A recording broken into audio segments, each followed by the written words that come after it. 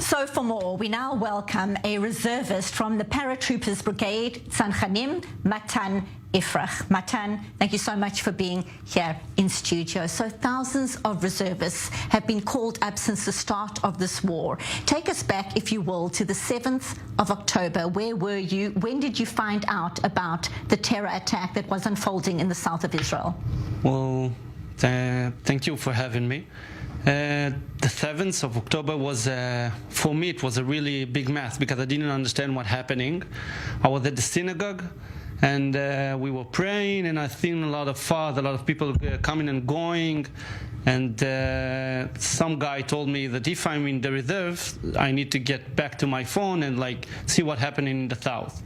After we get back to I get back at home in the middle of the prayer, and then I get a lot of calls, a lot of messages that told me to come back to the army now. It's a time that we need to be there. It was like an emergency. It's something that there is protocol of emergency. It was like, this was it. And we go back, we go south. And that's the beginning of our journey until now. So talk to us then about the training that had to happen before you actually joined the operation inside Gaza itself. Yeah, so at first nobody know a lot. I think that the higher rank didn't know anything. Nobody really know nothing. They trained us also for Gaza and also for the north because we didn't know what happened with the north. It also started. And there was a lot of math, and we took a path. We chose was my decision, of course, but they trained us for Gaza. It's a different story from Lebanon, from Hezbollah, and we started training for almost a month and a half until we get into Gaza, until the operation started and they needed us. You say it's a different story being in Gaza compared to training for the north, close to Lebanon, but you were in Gaza back in 2009. So what stood out for you? What are the differences if you're fighting there right now during this current operation? Well, everything is different. 2009, there were no tunnels. The strategic approach to it, it's different. The soldiers are ready. Everything is different. The war is different. It was in 2009, Oferet Yitzhak, it was an operation, not a war. There is a difference between the two. And this was a full-on war. You can see it about all of the brigades are over there, all of the troops, all of the soldiers, even our equipment is different. There was a lot of time since 2009, but I think one thing that was a game changer, it was, I think, the tunnels that make it a different story for us.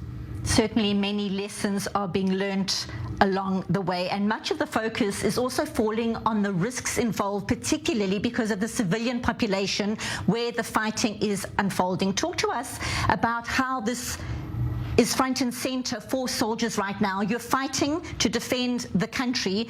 You're fighting also protecting your fellow soldiers in your unit, and at the same time you need to prioritize that Palestinian civilians aren't going to be hurt. How does this factor in while you are fighting? Well, I think it's a thing that only the IDF can really manage. We were at I didn't saw a lot of civilians in Gaza. I saw some civilians in Gaza.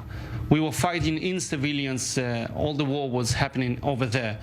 But it's something that you don't even count with it every single day in Gaza. The thing that we came for, our civilians, our home, our people were over there, were back at Israel. It was very meaningful for us. Everybody feels this is the most meaningful war that we're gonna have. People have children. This is equivalent only to having a child, or having you are protecting everybody now. So this is the difference.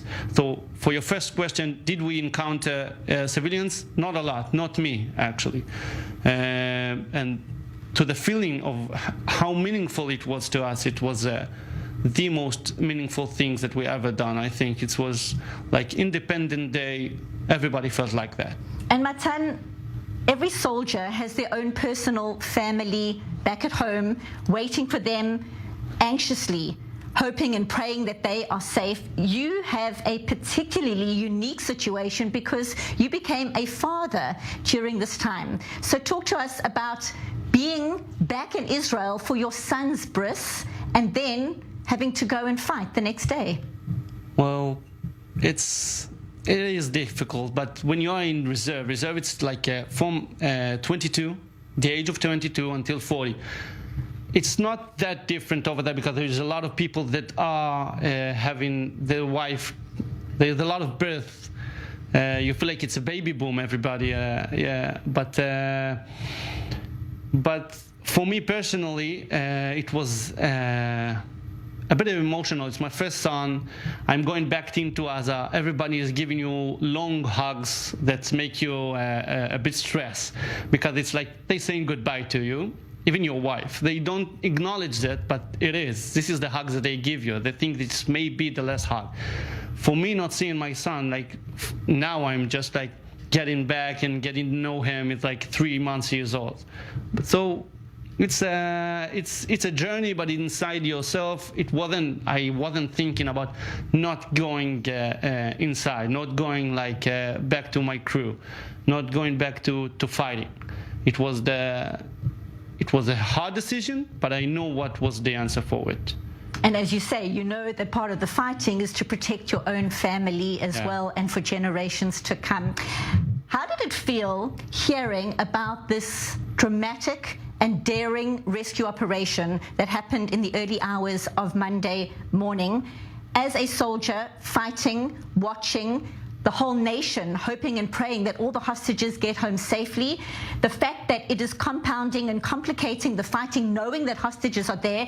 How did you respond personally to hearing about this brazen, successful operation?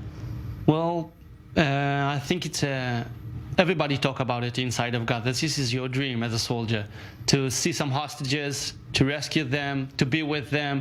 Everybody say, if I take one hostages, I can go out, do my thing. I'm going back to my children, my wife, my family. So we felt a lot of pride. We felt there was a high moral, but in the end of the day, it's a war, and I don't want to be to say the bad news, but the bad news are coming like day after. We had 3 soldiers that got RPGs, and they're from my not platoon but brigade. So it's everything is mixed. Like one day you can be very happy that, of course, the rescue of the hostages is always on your mind. This is what you want, but the other just. Like a few hours later, you will hear about the death of the people that you know. So it's complex. Even your feeling is very, very complex. It's like everything is mixing. So many different emotions, the cost of war, the risks are high, the price is high, which brings me to my next question around PTSD. And you yourself have actually made a movie in the past about this specific topic. Talk to us about the message from your personal experience, your personal movie. Well, I've done the movie like 2.5 years ago. It's called Roots, and it's about a soldier with a PTSD. This is transparent, you know, things, you can't see it, you can't feel it, but it's inside of them, it's inside of the soldiers. I don't know what's gonna happen now in Israel, but I know that before they were trying to like manage it, trying to organize it, but because of the amount, I think we are PTSD country. We are all in PTSD. So it's very difficult. I took one subject in my movie and wanted to share with crowd, the people who ever wanted to watch, mainly festivals. The experience that PTSD soldier has been through, like I took them in a journey of his 48 hours, like the immense of stress, the things they're going through, and I think that's what I try to like bring into the viewers. I think there are going to be a lot of other PTSD. There is, we know it.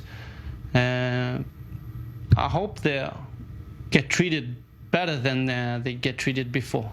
And finally, to that exact point, this war is likely to last for a long time, a very stressful time, obviously, as you said, for the families of the soldiers as well, not to mention the soldiers, of course, the hearts of the families of the hostages waiting for word on what is going on. As you say, already much PTSD in the country. Do you feel that sufficient support is being given to soldiers like yourself as this war continues? Briefly. Is it enough? I don't think it's never enough. There is always more to do. Because it's a transparent, it's not illness, but it's wounded. If I was amputated in my arm, you could see it. If I was amputated, you know, you can't see it. You can only feel it. You can only talk to it. I think that we need a lot of compassion now. We need a lot of. They need a lot of help. It's going to pop up a lot more now. I hope they get treated. I hope that everything will. I don't want the war to stop because I don't think it's the right decision now. This is my personal opinion. But the amount of stress that you're going through in Gaza, you're going through in war. If you are at war, someone done something wrong. There is no good days in war. It's only bad days. It's in your stomach. It's something that you can't explain to nobody else. I think we need to be compassionate. We need to be a lot more together as a country now, and just to find the balance, how we treat those people that going out of war now. Matan Ifrach, thank you so much for being here in studio, and thank you for sharing your story. A reservist from the Paratroopers Brigade, thank you so much for your time here on I24 News. Thank you.